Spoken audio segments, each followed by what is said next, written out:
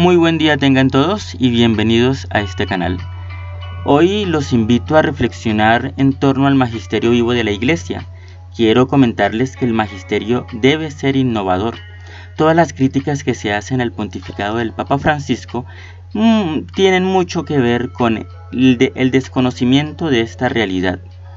¿Desconocimiento culpable o desconocimiento ingenuo? Es decir, algunas personas simplemente no lo saben y se dejan engañar por otras que, sabiéndolo, lo contradicen.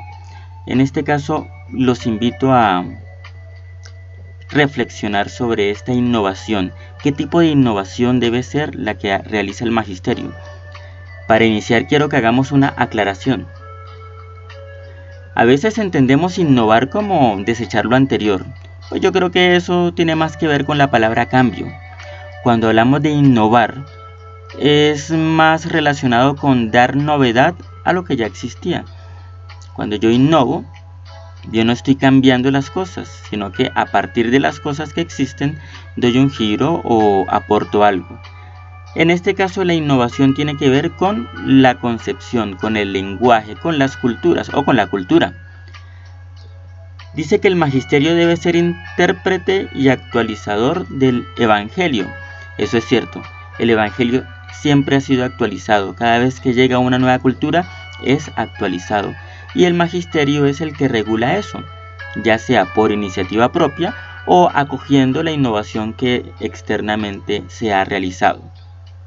Cuando digo externamente no me refiero a fuera de la iglesia, sino externamente al magisterio, es decir, un misionero, una comunidad, etc. Expresar el mensaje requiere conocimiento de aquel a quien le quiero expresar este mensaje. Por ejemplo, cuando yo quiero decir algo y dar un ejemplo para que me entiendan, pues el ejemplo debe tener que ver con aquel que me está comprendiendo. De esa manera yo siempre utilizaré un mensaje que él pueda comprender, o más bien unas palabras y un ejemplo que pueda comprender.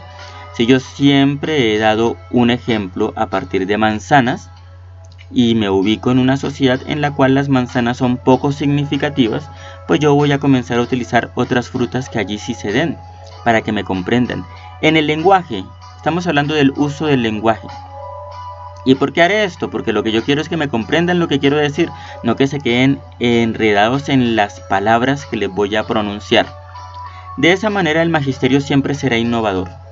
El numeral 44 de Gaudium et Spes del Concilio Vaticano II nos habla eso, nos dice que la Iglesia siempre ha actualizado el mensaje, siempre lo ha traducido a los lenguajes, a los signos, a las cosmovisiones de los pueblos a los que evangeliza, que es natural, que es práctica común en la Iglesia.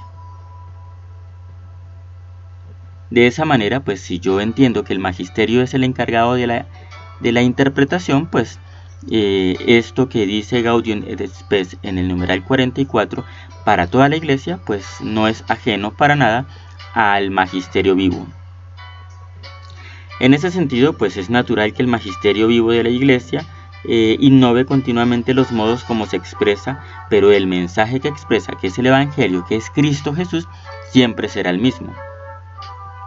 Hoy en día muchos critican el magisterio del Papa Francisco por su innovación, pero no caen en cuenta de este detalle, que la innovación es necesaria, que hay que innovar porque hay que llevar el mensaje a quienes no lo han escuchado. Por lo tanto, el magisterio, que tiene como prioridad evangelizar, llevar el mensaje de salvación a todos aquellos que lo requieren, pues innovará también. Y el Papa Francisco se ha caracterizado por ser bastante innovador, por utilizar una forma de hablar diferente, una forma de hablar distinta, sin cambiar para nada el mensaje que está dando en esa forma de decirlo. Si ustedes leen el catecismo en los numerales 39 al 43, se darán cuenta que el lenguaje es finito, es limitado. Por lo tanto, aquellas ambigüedades que muchos dicen, de las cuales muchos acusan al Papa, no son ambigüedades del Papa, sino ambigüedades que ellos construyen con el lenguaje del Papa. ¿Por qué? Porque el lenguaje es limitado y también es maleable, y también se puede llevar a confusiones.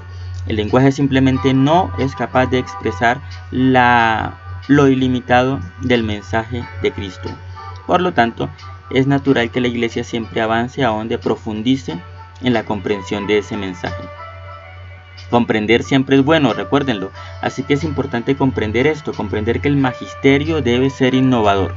Si nosotros lo comprendemos, no llegaremos nunca a decir semejantes barbaridades que dicen algunos sobre el Papa, que es hereje, que es contrario a la doctrina, que es un infiltrado, etcétera, etcétera, etcétera. El Papa es el Papa. Recuerden que hay un dogma que nos dice que hay que obedecer al Papa en todo lo que diga relacionado con disciplina y sobre todo con fe y moral. Por esa razón es importante comprender, porque comprender siempre será bueno. El magisterio vivo de la Iglesia es innovador, no lo olvidemos. El magisterio vivo de la Iglesia innova de acuerdo a las culturas, a las ideas de las culturas.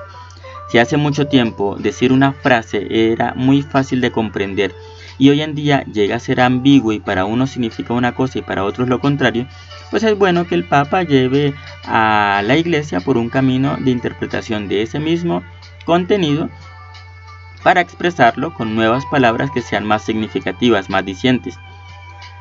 Si la Iglesia siempre ha encontrado unas realidades sociales con mucha claridad y las ha expresado, pero hoy en día esas realidades se han multiplicado, se han diversificado, pues es bueno que hoy seamos más claros y vayamos al contexto, vayamos al detalle.